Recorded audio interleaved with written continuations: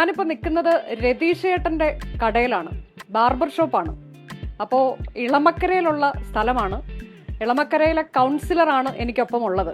പക്ഷെ നിസ്സാരക്കാരനല്ല, കൊച്ചി കോർപ്പറേഷൻ മേയറാണ് ശ്രീ എം അനിൽകുമാർ എനിക്കൊപ്പം. Good morning. Good morning. അപ്പോൾ ഗുഡ് മോർണിംഗ് പറഞ്ഞ അങ്ങോട്ട് അനുജോട് തുടങ്ങാന്ന് വിചാരിച്ചാ. നമ്മൾ ഈ മുടി വെട്ടുകായിരുന്നു അല്ലേ? കോർപ്പറേഷൻ തെരഞ്ഞെടുപ്പിന്റെ എൻ്റെ പ്രവർത്തനങ്ങൾ പണ്ട്, ഇപ്പം ഞാൻ മത്സരിക്കുന്നില്ലല്ലോ, ആരംഭിക്കുന്നത് സത്യത്തിൽ ഈ ബാർബർ ഷോപ്പിൽ നിന്നാണ്. നിങ്ങൾ പുതിയ തലമുറക്കാർ കേട്ടിട്ടുണ്ടെന്ന് എനിക്കറിയില്ല. ഏറ്റവും കൂടുതൽ രാഷ്ട്രീയം ആരംഭിക്കുന്നത് ബാർബർ ഷോപ്പിൽ നിന്നാണ്. ഞാനൊരു കഥ പറയാം നിങ്ങളോട്, നടന്ന കഥ. എന്നെപ്പോലെ ഈ പറഞ്ഞ നിസ്സാരക്കാരനല്ല എന്ന് എന്നെ പറ്റി പറഞ്ഞില്ല, ഞാൻ നിസ്സാരക്കാരനാണ്. നിസ്സാരക്കാരനല്ലാത്ത ഒരാളെ പറ്റി ഞാൻ പറയാം. അതായത് സാക്ഷാൽ പരവൂർ ജി ദേവരാജൻ.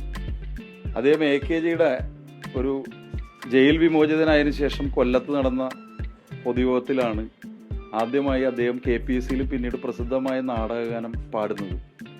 അപ്പോൾ ദേവരാജൻ മാഷ് അന്ന് മെലിഞ്ഞ ഒരു ചെറിയ മനുഷ്യനാണ്. അപ്പോൾ ദേവരാജൻ മാഷ് ഒരു തവണ പാടിക്കഴിഞ്ഞപ്പോൾ AKG പറഞ്ഞു, അപ്പം നിറഞ്ഞു കവിഞ്ഞ ജനമുണ്ട്, വൺസ് മോർ എന്ന് പറഞ്ഞു. 3 തവണ ദേവരാജൻ മാഷ് AKGക്ക് വേണ്ടി ആ പാട്ട് ആവർത്തിച്ച് പാടി. അപ്പം അത് കഴിഞ്ഞപ്പോൾ പിറ്റേ ദിവസം 2-3 ദിവസം കഴിഞ്ഞപ്പോൾ ഒരു ബാർബർ ഷോപ്പിൽ മുടി വെട്ടാനിരിക്കുകയാണ്. മുടി വെട്ടുന്നത് കമ്മ്യൂണിസ്റ്റുകാരനാണ്. അപ്പോൾ ദേവരാജൻ മാഷിനെ പറ്റി ഈ ബാർബർ അവിടെ ഇരുന്ന ആളോട് പറയുകയാണ്, നമ്മുടെ AKGയുടെ യോഗത്തിൽ പാടിയ ഒരു മെലിഞ്ഞ പയ്യനുണ്ട്, അവന് വലിയ ഭാവിയുണ്ട്, അപ്പോൾ ഈ പയ്യനെ വെട്ടുകയാണ് അദ്ദേഹം, മുടി വെട്ടുകയാണ്.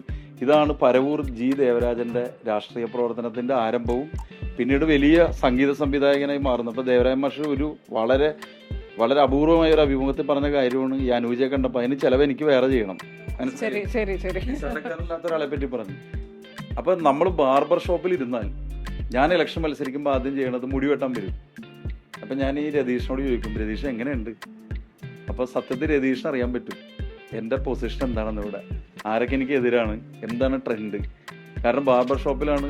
നമുക്ക് രതീഷിനോടൊന്ന് ജസ്റ്റ് ചോദിച്ചിട്ട്, എന്താണ് രതീഷിന് ഇപ്പോൾ, അതല്ല ഇപ്പൊ ഇവിടെ വന്ന് പലരോട് സംസാരിക്കുമ്പോൾ രതീഷിന് മൊത്തത്തിലൊരു ട്രെൻഡ് എന്നുള്ള രീതിയിൽ എന്താണ് ഫീൽ ചെയ്തത്? ട്രെൻഡ് ഇപ്പൊ ഒരു സമ്മിശ്ര പ്രതികരണമാണ് ഇപ്പൊ ആളുകളിൽ നിന്ന് കിട്ടണത്.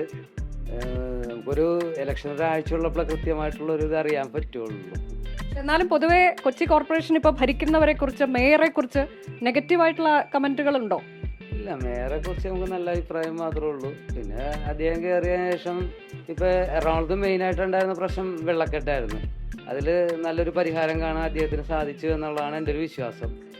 പിന്നെ ബ്രഹ്മപുരം, അതും മാലിന്യ സംസ്കാരം നല്ല രീതിയിൽ പുള്ളിക്ക് സാധിച്ചു, ആ പരിപാടികൾ നല്ല രീതിയിൽ കൊണ്ടുപോകാൻ സാധിച്ചു എന്നുള്ള ഒരു വിശ്വാസമുണ്ട്.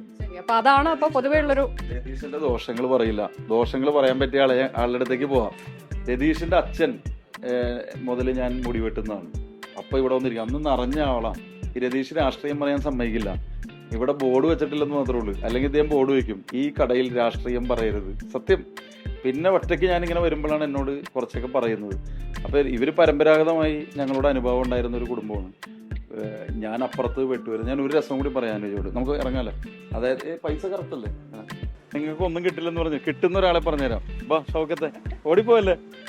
ഷൗക്കത്ത് നല്ല ഒന്നാം തരം കോൺഗ്രസ് അനുഭാവിയാണ്. എന്നാലും ഞങ്ങൾ തമ്മിൽ വല്ല പ്രശ്നം ഉണ്ടോന്ന് നോക്കി. അപ്പോൾ 2 കാര്യം ഷൗക്കത്തായിട്ട് ബന്ധപ്പെട്ട് പറയാം. ഷൗക്കത്തിൻ്റെ ബാപ്പ അലീക്ക, ഞാൻ സ്കൂളിൽ പഠിക്കുമ്പോൾ ഈ പച്ചക്കറി ഒന്തി വരുന്ന ആളാണ്. അപ്പോൾ അലീക്ക ഇടയ്ക്കിടയ്ക്ക് എന്നോട് ചോദിക്കും, കുട്ടൻ എന്തിനാണ് ഈ കമ്മ്യൂണിസ്റ്റുകാരനായിട്ട് കിടക്കണം, നാണോ ഇല്ലെന്ന് ചോദിക്കും. ഷൗക്കത്ത് പിന്നെ അത് ചോദിക്കില്ല. ഷൗക്കത്ത് എല്ലാ കാര്യങ്ങളും വായിക്കും, പഠിക്കും, മനസ്സിലാക്കും. ഇതെല്ലാം കഴിഞ്ഞിട്ടും ഞാൻ ഒരുപാട് നാൾ രാഷ്ട്രീയം പറഞ്ഞിട്ടും ഷൗക്കത്ത് ഇപ്പോഴും കോൺഗ്രസ്സുകാരൻ തന്നെയാണെന്നാണ് എൻ്റെ വിശ്വാസം. ഷൗക്കത്ത് പറയണം, അങ്ങനെയല്ല ഇനിയിപ്പോൾ എന്നെ അനിയെന്ന് വിളിക്കണത്, ഞാനിപ്പോൾ ആളെയൊക്കെ നോക്കി വോട്ട് ചെയ്യുന്ന പറയണം. നിങ്ങൾ ചോദിക്കും ഇനി ഷൗക്കത്ത് പറയുമെന്ന് നോക്കി എൻ്റെ മുമ്പിൽ വെച്ച്. ഞാൻ ഇത്രയും പറഞ്ഞില്ല. അത് പറഞ്ഞോ ഷൗക്കത്തെ, എന്താണ് ഈ ഇലക്ഷനെ കുറിച്ച് അറിയാനാണ് എന്താ അറിയേണ്ടത്? അല്ല, എന്താണ് ഇപ്പൊ നമ്മള് ഈ 5 വർഷം ഭരിച്ചു, അതിനുശേഷം വലിയ പ്രതീക്ഷയിൽ ഇറങ്ങുകയാണ്. മേയർ ഇത്തവണ മത്സരിക്കുന്നില്ല, എങ്കിൽ പോലും ഒട്ടേറെ മാറ്റങ്ങൾ വരുത്താൻ കഴിഞ്ഞു എന്നാണ് പറയുന്നത്. അപ്പോൾ നിങ്ങളുടെയൊക്കെ അതിലുള്ള ഫീഡ്ബാക്ക് എങ്ങനെയാണ്?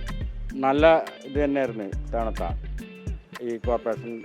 മേയർ നമ്മുടെ അനിൽകുമാറിൻ്റെ കുറേ നല്ല കാര്യങ്ങളൊക്കെ ചെയ്തിട്ടുണ്ട്. 20 രൂപയുടെ ഊണും അതൊക്കെ നല്ലത് തന്നെയാണ്. പിന്നെ കുറേ വികസന പദ്ധതികളൊക്കെ ചെയ്തിട്ടുണ്ട്. അതിനൊന്നും യാതൊരു തർക്കമില്ല. തർക്കം എവിടെയാണ്? അല്ല, അതന്നെ ഞാൻ പറയാം. കാഴ്ചപ്പാടുകളുണ്ട്, സ്വാഭാവികമല്ലേ? ഇപ്പം ഞാൻ സത്യം പറഞ്ഞാൽ ഈ പൈസ പിരിക്കുന്നത് ആദ്യം ഷൗക്കത്തിൻ്റെ ബാപ്പയായിട്ട് വഴക്കുണ്ടാവും. ഞങ്ങൾ ബക്കറ്റ് വരുമായിട്ട് വരും, വലിയ പൈസ തരില്ല. പിന്നെ ഇടയ്ക്ക് എന്നെ കാണുമ്പോൾ എന്തെങ്കിലും തരും, അപ്പോൾ എനിക്ക് ദേഷ്യം വരും.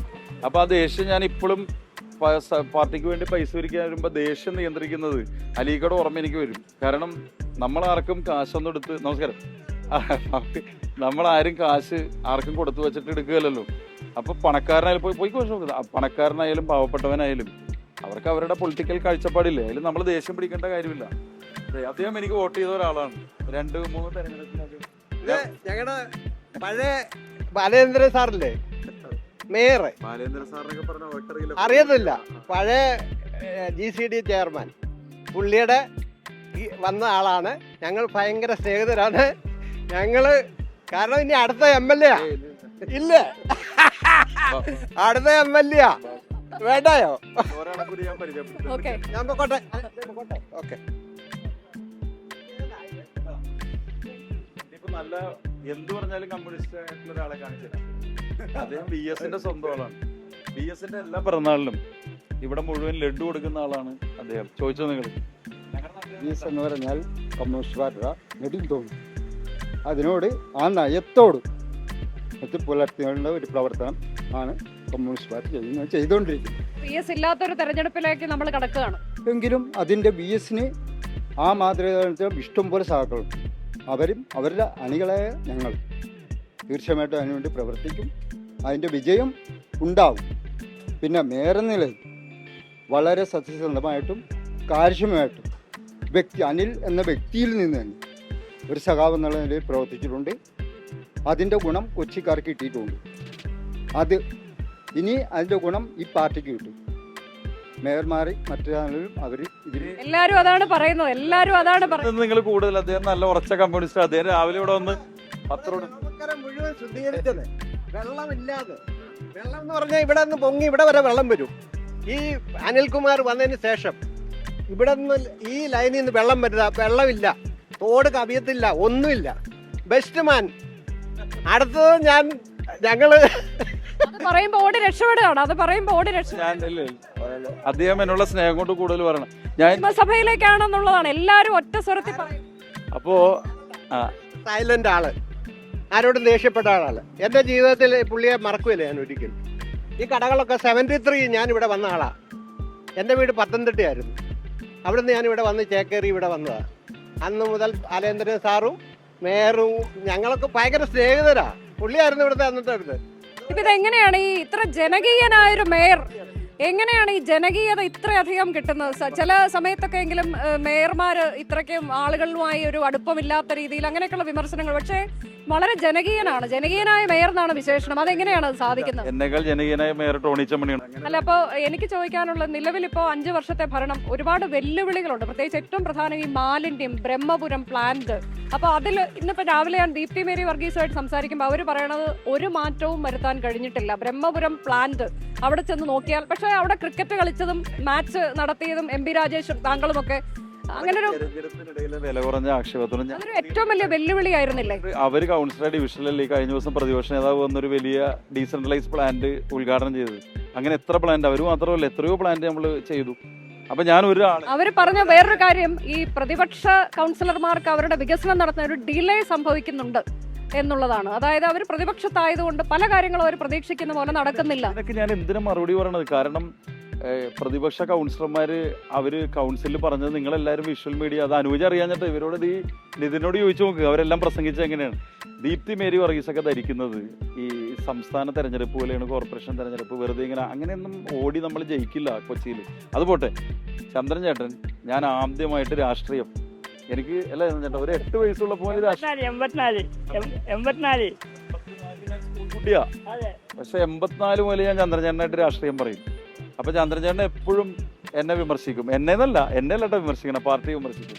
ചന്ദ്രചേട്ടൻ എല്ലാ ഞായറാഴ്ചയും കട, നിങ്ങൾ എല്ലാവരും പറയില്ലേ ഞങ്ങളുടെ പാർട്ടിക്കാർ മാത്രമാണ് ആത്മാർത്ഥമുള്ള, താഴെ തട്ടിൽ എല്ലാ വിഷ്വൽ മീഡിയയും പറയില്ലേ, സ്ക്വാഡ് ഇറങ്ങും ഞായറാഴ്ച.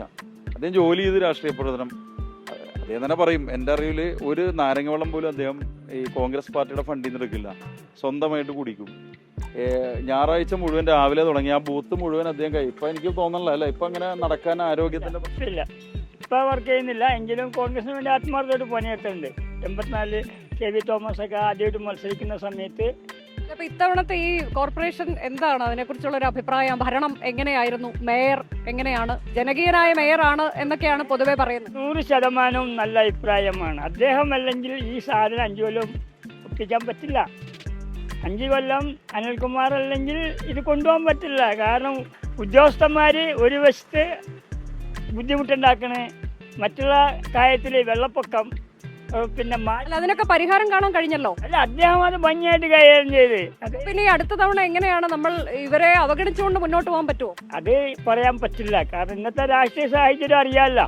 വളരെ ഏറ്റവും വലിയ പ്രശ്നം ഇപ്പൊ കൊച്ചിയെ സംബന്ധിച്ച് വെള്ളക്കെട്ട്, മാലിന്യം, ഇതൊക്കെ വലിയ പ്രശ്നമായിരുന്നു. അപ്പൊ അതിന് പരിഹാരം ഉണ്ടാക്കിയെങ്കിൽ തീർച്ചയായിട്ടും അനിൽകുമാർ ആത്മാർത്ഥമായിട്ട് രാവിലെ 6 മണിക്ക് ഇവിടുന്ന് 6 മണിക്ക് നേരം വെട്ടം വെക്കണതിന് മുമ്പ് കോർപ്പറേഷനെ വണ്ടി വരും, അല്ല നേരെ വണ്ടി വരും. അദ്ദേഹം അതിനകത്ത് 6 മണിക്ക് പോകും. വരുന്നത് 9 മണി, 10 മണി, 11 മണിക്കൊക്കെയാണ്. പക്ഷെ ആ നേരെന്ന നിലക്ക് അനിൽകുമാർ ഏറ്റവും മികച്ച ഒരു പ്രവർത്തകൻ. ഇത്ര നേർമാലോ ഏറ്റവും കൂടുതൽ ബുദ്ധിമുട്ടിയ പുള്ളിയാണ്. അത്രയും ബുദ്ധിമുട്ടിയിട്ടാണ് അത് നേരെയാക്കിയത്. ഒരു ബുദ്ധിമുട്ടില്ലാണ്ട് ജനങ്ങൾക്ക് ഇത്തവണ യാത്ര ചെയ്യാൻ പറ്റി. മാലിന്യത്തിന്റെ കാര്യം, അപ്പൊ അതായത് കൊച്ചി പഴയ കൊച്ചി അല്ല എന്ന് പറയാം. അല്ല അനുജ, അത് ചന്ദ്രചേട്ടനെ കൂടുതൽ ബുദ്ധിമുട്ടിക്കാൻ അർത്ഥമില്ല. കാരണം അനുജ ഇപ്പൊ കണ്ട ആളുകൾക്ക് എല്ലാം വ്യക്തമായ പൊളിറ്റിക്സ് ഉണ്ട് ഇല്ലേ? നമ്മളിപ്പോ കണ്ട എല്ലാവർക്കും അതാണ് കേരളം. നമ്മളൊരു തെരഞ്ഞെടുപ്പിൽ അതാണ് ഞാൻ എപ്പോഴും പറയണത്. നിങ്ങൾ ഈ കൊച്ചി കോർപ്പറേഷനിൽ ഈ ദീപ്തി മേരി വർഗീസിനോടും DCC പ്രസിഡന്റിനോടും ടോണി ചെമ്മനോടും ഞാൻ പറയുന്നത്, ജനാധിപത്യ സമൂഹത്തിൽ നമുക്ക് മറ്റുള്ളവരും ഭരിക്കും. അപ്പോൾ ഡെമോക്രസിക്ക് പുതിയ ഭാവങ്ങൾ ഉണ്ടാവണം. നമ്മൾ കുറേയധികം ആളുകൾ രാഷ്ട്രീയ അടിസ്ഥാനത്തിൽ വോട്ട് ചെയ്യും. ചന്ദൻചേട്ടൻ രാഷ്ട്രീയ അടിസ്ഥാനത്തിൽ വോട്ട് ചെയ്യുന്ന ആളാണ്. പക്ഷെ ഞങ്ങൾ തമ്മിൽ എന്തെങ്കിലും സ്നേഹക്കുറവുണ്ടോ? ഞാനതൊന്നും ഭാവിക്കാറില്ല. ചന്ദൻചേട്ടൻ്റെ രാഷ്ട്രീയം ചന്ദൻചേട്ടൻ പറയും, ഞാൻ തിരിച്ചു പറയും. നിങ്ങളോട് ഞാൻ ഒരു ഓർമ്മ പറയാം. ഞാൻ പലതും ചന്ദൻചേട്ടൻ അങ്ങോട്ട് ഓർമ്മിപ്പിക്കാറ്. 91 തെരഞ്ഞെടുപ്പിൽ ഞാൻ സ്കൂൾ വിദ്യാർത്ഥിയാണ്. K കരുണാകരൻ വമ്പിച്ച ഭൂരിപക്ഷത്തിൽ ജയിച്ചു വന്നു.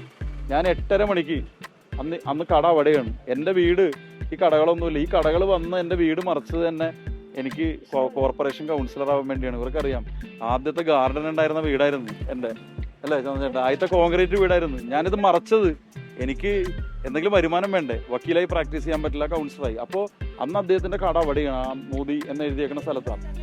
അപ്പോൾ രാത്രി 9 മണിക്ക് ഞാൻ അദ്ദേഹം കട പൂട്ടാൻ ചെല്ലുമ്പോൾ ഞങ്ങളുടെ ഒരു വേണിച്ചേട്ടനുണ്ട്, വലിയ കോൺഗ്രസ്സുകാരനാണ് ഞങ്ങളുടെ. അപ്പോൾ അദ്ദേഹം അവിടെ നിന്ന് ഓരോ കാര്യങ്ങൾ പറഞ്ഞതിൻ്റെ കൂട്ടത്തിൽ അദ്ദേഹം മാതൃഭൂമിയിലെ ജേർണലിസ്റ്റാണ്, അന്ന് ജോലിക്ക് കയറിയിട്ടുള്ളൂ. അപ്പോൾ അദ്ദേഹം വന്നിട്ട് പറഞ്ഞ്, സുധീറിന് സീറ്റില്ല. ചന്ദൻചേട്ടൻ പൊട്ടിത്തെറിച്ച്. ചന്ദൻചേട്ടൻ A ഗ്രൂപ്പുകാരനാണ്. ഇപ്പോഴും ഉണ്ടാവും ആ സ്പിരിറ്റ്. സുധീറിന് സീറ്റിലെന്ന് പറഞ്ഞ ചന്ദൻചേട്ടൻ. അപ്പം ഞാൻ ഈ കടയിൽ ഇങ്ങനെ നോക്കി നിൽക്കുക. എന്നിട്ട് അന്ന് എനിക്ക് ഇങ്ങനത്തെ ഷ്രൂഡ് പൊളിറ്റിക്സ് ഉണ്ട്. അപ്പോൾ എൻ്റെ മനസ്സ് സന്തോഷിക്കണേ. കാരണം അപ്പോൾ ചന്ദൻചേട്ടൻ ചോദിക്കുന്നുണ്ട്, എന്നിട്ട് സുധീറിന് കൊടുത്തില്ലേ? അപ്പോൾ ഈ ഡയലോഗ് എൻ്റെ ചന്ദൻചേട്ടൻ ഇപ്പോൾ ഉറക്കണ്ടെന്ന് എനിക്കറിയില്ല. ഈ വേണിച്ചേട്ടൻ പറഞ്ഞു, അവരുടെ നിങ്ങളുടെ ഈ മാധ്യമങ്ങളുടെ ഇൻപുട്സ് ആണ്, അതായത് ഉമ്മൻചാണ്ടി ലിസ്റ്റ് കരുണാകരൻ്റെ മുമ്പിൽ, ലീഡറുടെ മുമ്പിൽ വലിച്ചെറിഞ്ഞിട്ട് നന്നായി ഞാൻ ഈ ഈടനക്ക് വേണ്ടി പ്രവർത്തിച്ചിട്ട് ഉമ്മര് ഇതാണല്ലോ ഈ ഗ്രൂപ്പുകാർ ചെയ്തതെന്നാണ്. അപ്പോൾ എൻ്റെ സന്തോഷം എന്താണെന്നറിയൂ? കോൺഗ്രസ്സിൽ അന്തഛിദ്രമുണ്ട്. ഞാൻ 93 ഇവിടുന്ന് ജംഗ്ഷനിൽ നിന്ന് ബസ് കയറി കലൂർ ജംഗ്ഷനിൽ പോയി തിരുത്തൽവാദികളെ, ഞാൻ N വേണുഗോപാലിനോട് പറഞ്ഞിട്ടുണ്ട്, സുധീറിനോട് ഇതും പറഞ്ഞിട്ടുണ്ട്. ഞാൻ N വേണുഗോപാലൊക്കെ ഉൾപ്പെടെ നടത്തിയ തിരുത്തൽവാദി യോഗം കേൾക്കാൻ പോയി. കാരണം വേറെ ഒന്നുമല്ല, കോൺഗ്രസ്സിലെ അന്തഛിദ്രം. അപ്പോൾ നമുക്ക് കോൺഗ്രസ് തകരുന്നു എന്നൊരു സന്തോഷമാണ്. അപ്പം അതൊക്കെയാണ് പൊളിറ്റിക്സ്. അതിൽ നമ്മൾ അസ്വസ്ഥപ്പെടേണ്ട കാര്യമില്ല. അപ്പൊ ഏതായാലും പൂർണ്ണമായ ആത്മവിശ്വാസത്തോടെയാണ് ഇത്തവണ ഈ തെരഞ്ഞെടുപ്പിനെ കൊച്ചി ഒരുപാട് മാറ്റങ്ങൾ വരുത്താൻ കഴിഞ്ഞു എന്നുള്ള ആത്മവിശ്വാസമുണ്ട്. വിശ്വാസം അത് ജനങ്ങൾ തീരുമാനിക്കട്ടെ. നമ്മൾ തന്നെ നമുക്ക്, ഞാൻ എപ്പോഴും പറയാറില്ല, നമ്മൾ തന്നെ നമുക്ക് മാർക്കിടേണ്ട കാര്യമില്ല. അവർ മാർക്കിടട്ടെ എന്നുള്ളതാണ് എനിക്ക് പറയാനുള്ളത്. അപ്പുറത്തു കൂടി ഒന്ന് പോവാം. നമ്മുടെ ചുമടിലെ ആളുകളെ കണ്ടില്ലെങ്കിൽ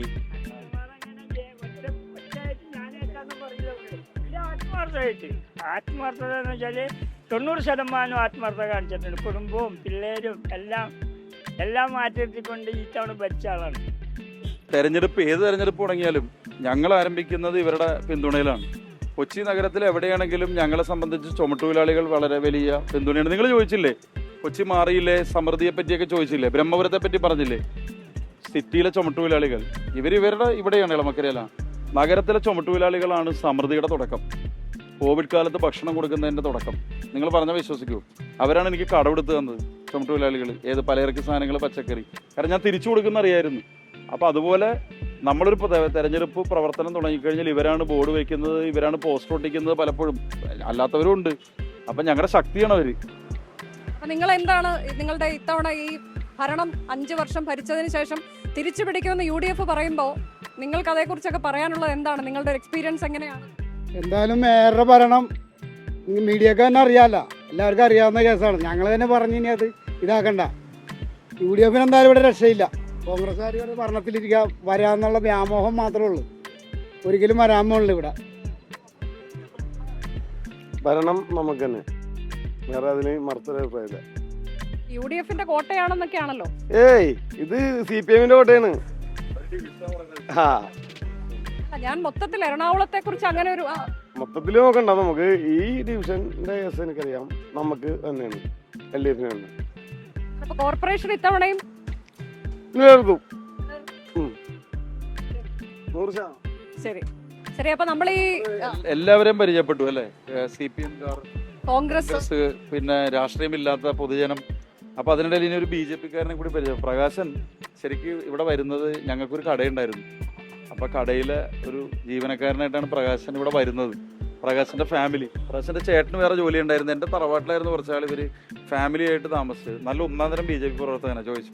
പക്ഷെ അപ്പോൾ എന്താണ്, ഞാനിപ്പോൾ മറ്റവരോടൊക്കെ ചോദിക്കായിരുന്നു, 5 വർഷത്തെ ഭരണം, അതിനുശേഷം അടുത്ത തെരഞ്ഞെടുപ്പിനെ അഭിമുഖീകരിക്കുകയാണ്. മേയർ ഇത്തവണ മത്സരിക്കുന്നില്ല. പക്ഷെ എങ്കിൽ പോലും വലിയ ആത്മവിശ്വാസമാണ്. ഒരുപാട് പ്രശ്നങ്ങൾ കഴിഞ്ഞ കുറേ കാലങ്ങളായി ഈ കൊച്ചി അലട്ടിയിരുന്ന പല പ്രശ്നങ്ങൾക്കും പരിഹാരമുണ്ടാക്കാൻ കഴിഞ്ഞു എന്ന് പറയുന്നു. കൂടാതെ വികസനം, അതേക്കുറിച്ച് പറയുകയാണ്. അപ്പോൾ എന്താണ് BJP സംബന്ധിച്ചിടത്തോളം എളമക്കരയിൽ നടക്കുന്ന ഈ ത്രികോണ മത്സരത്തിൽ ഇപ്പോൾ മേയറിൻ്റെ ഡിവിഷനാണ് അപ്പുറത്ത് 26-ൽ 27 താമസിക്കുന്ന അനിസാറും ഒരു നല്ല രീതിയിലുള്ള ത്രികോണ മത്സരം നടക്കുന്നത്. നമ്മുടെ എളമക്കരയിൽ BJP സ്ഥാനാർത്ഥിയായിട്ടുള്ള KS രാജേഷാണ്. അതുപോലെ തന്നെ CPMൻ്റെ ഗിരീഷേട്ടൻ, അതുപോലെ തന്നെ കോൺഗ്രസിൻ്റെ സീന ഗോകുലൻ, അങ്ങനെ 3 പേര് നടക്കുന്ന വലിയൊരു മത്സരം. അത് BJPയെ സംബന്ധിച്ചിടത്തോളം നല്ലൊരു വികസനം എളമക്കരയിൽ കൊണ്ടുവരണം, നല്ലൊരു പ്രവർത്തനം കാഴ്ചവെക്കണം. മേയർ ഈ എളമക്കരയിലെ വികസനം കൊണ്ടുവന്നോ? നമുക്ക് അങ്ങനെ കൊണ്ടുവന്നിട്ടുണ്ട്. കാര്യമായിട്ട് തന്നെ കാര്യങ്ങളൊക്കെ നടന്നിട്ടുണ്ടെങ്കിലും മുഴുവനായിട്ടൊന്നും നടന്നിട്ടില്ല എന്നുള്ളൊരു. എന്താണ് നടക്കാനുള്ളത്? എന്താണ് നിങ്ങൾ ഏറ്റവും പ്രധാനപ്പെട്ട പ്രശ്നമായി ഈ വാർഡിൽ ഉയർത്തിക്കാട്ടിയത്? എന്താണ് അതിന് പരിഹാരം ഉണ്ടായോ? ഒരുപാട് വെള്ളത്തിന്റെ മഴ പെയ്താൽ തന്നെ നമുക്ക് വെള്ളക്കെട്ട് ഒരുപാട് ഇവിടെ നടക്കുന്നു. ഇതിന് പരിഹാരമായി എന്നാണ് അല്പസമയം മുമ്പ് ഒരാൾ പറഞ്ഞു. പരിഹാരം ഇവിടെ അല്ല, ഉള്ളിലെ ഒരു ഇപ്പോൾ നികത്തില്, അതുപോലെ തന്നെ ഉള്ളി പരണ്ടൂര് ആ ഏരിയയിലൊക്കെ നമുക്ക് ഇപ്പോഴും വെള്ളക്കെട്ട് ദൂഷ്യമായിട്ടുണ്ട്. പക്ഷെ എന്നാലും ഈ പൊതുവെ കൊച്ചിയെ സംബന്ധിച്ച് കുറെ മാറ്റങ്ങൾ കൊണ്ടുവന്നിട്ടുണ്ട്. അത് നമ്മൾ നിഷേധിക്കുന്നില്ല. സാർ നല്ല രീതിയിൽ തന്നെ കൊണ്ടുവന്നിട്ടുണ്ട്. അത് മുഴുവനാക്കാൻ ഇതുവരെ കഴിഞ്ഞിട്ടില്ല എന്നുള്ളതാണ് അത് മുഴുവൻ ആക്കാൻ വേണ്ടി ഒരു അവസരം കൂടി എന്നുള്ളതാണെന്ന് തോന്നുന്നു. അല്ല, നമ്മൾ അങ്ങനെ ഒരാളെ അദ്ദേഹം BJPയുടെ കാര്യം പറയുന്നു. പിന്നെ ഈ പറഞ്ഞ ഞാനായിട്ട് ബന്ധം ഉള്ള ഒരാൾക്ക് പറയുന്നതിന് പരിമിതികളുണ്ടല്ലോ. അവരവരുടെ വോട്ട് വർദ്ധിപ്പിക്കാൻ ശ്രമിക്കുന്നു, ആത്മാർത്ഥമായി ശ്രമിക്കുന്നു. അവരുടെ കാര്യാലയം എളമക്കരയിലാണ്. അപ്പം മാത്രമല്ല എൻ്റെയൊക്കെ തന്നെ കുടുംബത്തിൽ ഒരുപാട് പേര് അങ്ങനെയൊക്കെ പ്രവർത്തിച്ചിട്ടുള്ളവരൊക്കെ തന്നെയാണ്. പക്ഷേ എനിക്കറിയാനുള്ള ഒരു കാര്യം, ഇപ്പോൾ ഒരുപാട് ഒരു നിയമസഭാ തെരഞ്ഞെടുപ്പിന് മുൻപായി വരുന്നത് എന്നതിനപ്പുറത്തേക്ക് 2 വർഷം തുടർഭരണം, ഇങ്ങനെയൊക്കെ ഒരു സംഭവം നമ്മൾ കണ്ടിട്ടില്ല. അപൂർവമായിട്ട് എന്ന് പോലും പറയാൻ പറ്റില്ല. ആദ്യത്തെ തവണയാണ് 2 തവണ തുടർഭരണം. അതിനുശേഷം 3ാം വട്ടത്തിലേക്ക് നിൽക്കുമ്പോഴാണ് ഇങ്ങനെ തദ്ദേശ തെരഞ്ഞെടുപ്പ് വരുന്നതെന്നൊരു പ്രത്യേകതയുണ്ട്. കൂടാതെ ഇപ്പോൾ ഉയർന്നു വന്നിട്ടുള്ള വിഷയങ്ങളുണ്ട്. അതായത് ഈ ശബരിമല സ്വർണ്ണക്കൊള്ള ഇപ്പം ഇന്നലെ തന്നെ സംഭവിച്ചത് നമുക്കറിയാം. അപ്പോൾ ഇതൊക്കെ പ്രചാരണ വിഷയമാക്കുമെന്ന് കോൺഗ്രസ് പറയുന്നു. അത് പ്രതിപക്ഷ നേതാവും KPCC അധ്യക്ഷനും ഒക്കെ എടുത്ത് പറയുകയാണ്. ഇതൊരു തിരിച്ചടിയാകുമോ? അല്ല, നമ്മളിപ്പോൾ ഒരു രാഷ്ട്രീയ പാർട്ടിയോട് ഒരു കാര്യം പ്രചാരണ വിഷയമാക്കരുതെന്ന് പറയാൻ കഴിയില്ല. അവർ പ്രചാരണ വിഷയമാക്കും. നമ്മൾ മനസ്സിലാക്കേണ്ട ഒരു കാര്യം, ഒന്ന്, സർക്കാർ ഇത്തരം കാര്യങ്ങളിൽ ഒരു നിലയിലും ഇടപെടുന്നില്ല എന്നുള്ളതാണ്. ഇപ്പം നമ്മൾ ഹൈക്കോടതി ഇപ്പൊ ഈ പത്മകുമാറിനെ പോലെ ഒരാള് ജയിലിൽ കിടക്കാം. അല്ല, പറയട്ടെ, പത്മകുമാർ മാത്രമല്ലല്ലോ, എത്രയോ ആളിൽ ജയിലിൽ ഏറ്റവും ഒടുവില് UDFന്റെ നേതാക്കന്മാർ ശിക്ഷ കിട്ടിയ ഒരു ഘട്ടത്തിൽ ജയിലിൽ കിടന്ന സന്ദർഭങ്ങൾ ഉണ്ടായിട്ടുണ്ട്. എത്രയോ പേര് അറസ്റ്റ് ചെയ്യുന്ന സന്ദർഭങ്ങൾ ഉണ്ടായിട്ടുണ്ട്. നമ്മുടെ ഇത് നടക്കുമ്പോൾ നമ്മുടെ എന്താണ് അവരുടെ പേരെനിക്ക് ഇവിടെ ഒരു വലിയ വിവാദം പണ്ടുണ്ടായത് ഓർമ്മയുണ്ടല്ലോ, സോളാർ കേസ്. എത്രയോ പേര് അറസ്റ്റ് ചെയ്യുന്ന സന്ദർഭം ഉണ്ടായിട്ടുണ്ട്. അതിനു മുമ്പ് നമുക്ക് കുഞ്ഞാലിക്കുട്ടി ഉൾപ്പെടെയുള്ള നേതാക്കന്മാരുള്ള സമയത്ത് അന്നത്തെ വിവാദങ്ങൾ നമുക്ക് ഓർമ്മയുണ്ട്. അതിനു മുമ്പ് ISRO ചാര കേസ്, നിങ്ങൾക്ക് ആർക്കും ഓർമ്മയില്ലാത്ത സന്ദർഭങ്ങൾ ഉണ്ടായിട്ടുണ്ട്. അപ്പം നമ്മുടെ നാട്ടിലെ ജനങ്ങളെന്ന് പറയുന്നത് നിങ്ങൾ മാധ്യമങ്ങളും അല്ലെങ്കിൽ രാഷ്ട്രീയ പാർട്ടികളിൽ ചിലർ നമ്മൾ പ്രതിപക്ഷത്തിരിക്കുമ്പോൾ പറയുന്നത് മാത്രം കേൾക്കുന്നവരല്ല. അവരിത് മുഴുവനും ശരിയായ നിലയിൽ നോക്കും. അവർ ഈ സംഭവങ്ങളുടെ എല്ലാം ചരിത്രം നോക്കും. എങ്ങനെയാണ് ഒരു ഗവൺമെൻറ് ഒരു പ്രശ്നത്തോട് സമീപിക്കുന്നത് എന്നത് നോക്കും. ഇത്തവണ തന്നെ കെ ജയകുമാറിനെ പോലെ ഒരാളെ കൊണ്ടുവരുന്ന, ശബരിമലയിൽ കൊണ്ടുവരുന്ന നിലപാടിനെ സംബന്ധിച്ച് ആലോചിക്കും. അതേപോലെ തന്നെ വളരെ വലിയ വിമർശനങ്ങൾ ഒരു കാര്യത്തിൽ ഉണ്ടായാൽ എങ്ങനെയാണ് ഗവൺമെൻറ് അതിനോട് റെസ്പോണ്ട് ചെയ്തിട്ടുള്ളത് എന്നതിൻ്റെ ചരിത്രം ശബരിമലയുടെ ഒക്കെ തന്നെ പശ്ചാത്തലത്തിൽ ഇപ്പോൾ ശബരിമലയിലെ സംഗമം നടത്തിയിട്ട് എങ്ങനെയാണത് ശബരിമലയിലെ വികസന പ്രവർത്തനങ്ങളും അതൊരു ആഗോള തീർത്ഥാടന കേന്ദ്രമായി മാറ്റുന്നതിന് വേണ്ടി നടത്തിയ ഇടപെടലും നേരത്തെ എതിർത്തിരുന്നവരെങ്ങനെ പിന്തുണ, ഇങ്ങനെ ഒരു വിഷയം നമ്മൾ പറയുമ്പോൾ ഒന്നാമത്തെ കാര്യം ഇലക്ഷൻ കണ്ടസ്റ്റ് ചെയ്യുന്ന ഒരു സബ്ജക്റ്റിലല്ല, അതിപ്പോ തന്നെ. പക്ഷേ അതല്ല ഇപ്പോ ഇതിൽ ഏറ്റവും പ്രധാനമായിട്ട് ഇപ്പോ ഇങ്ങനെ ഒരു വലിയൊരു ആരോപണം വന്നിട്ട് ജയിലിലേക്ക് ഒന്നൊന്നായി പോകുന്നു. ഇപ്പൊ എൻ വാസു, അതിനുശേഷം എ പത്മകുമാർ, രണ്ടുപേരും ദേവസ്വം ബോർഡിന്റെ മുൻ പ്രസിഡന്റുമാരാണ്. അത് പാർട്ടിയുമായി ഏറെ അടുപ്പമുള്ള എൻ വാസു, മറ്റൊന്ന് മുൻ MLA ആണ്, എത്രയോ കാലങ്ങളോളം പാർട്ടിയിൽ പ്രവർത്തിച്ച മുതിർന്ന നേതാവാണ് എ പത്മകുമാർ. അപ്പൊ അത് തീർച്ചയായും ഒരു ചോദ്യമായി ഉയർന്നു വരുമോ ഈ തെരഞ്ഞെടുപ്പിൽ? നിങ്ങൾ ഉയർത്തുമല്ലോ, നിങ്ങൾ ഉയർത്തും, മറ്റവർ ഉയർത്തും, പൊളിറ്റിക്കൽ പാർട്ടീസ് ഉയർത്തും, അതൊക്കെ സ്വാഭാവികമായി ജനാധിപത്യം. പക്ഷെ ഞാൻ പറഞ്ഞത് പബ്ലിക് ഇത് മുഴുവൻ മനസ്സിലാക്കുകയും കാണുകയും ചെയ്തിട്ടേ പ്രതികരിക്കുള്ളൂ എന്നുള്ളതാണ്. കാരണം അതിൻ്റെ ഭാഗമായി ഇത്രയും എത്തിക്കുന്നതിന് പിന്നിൽ സർക്കാരിൻ്റെ ഒരു നമ്മൾ നിഷ്കാമകർമ്മം എന്നൊക്കെ പറയില്ലേ, സർക്കാരിന് ഇക്കാര്യത്തിൽ ആര് തെറ്റിയതാലും പുറത്തു വരണം എന്നുള്ളൊരു അഭിപ്രായമുണ്ട്.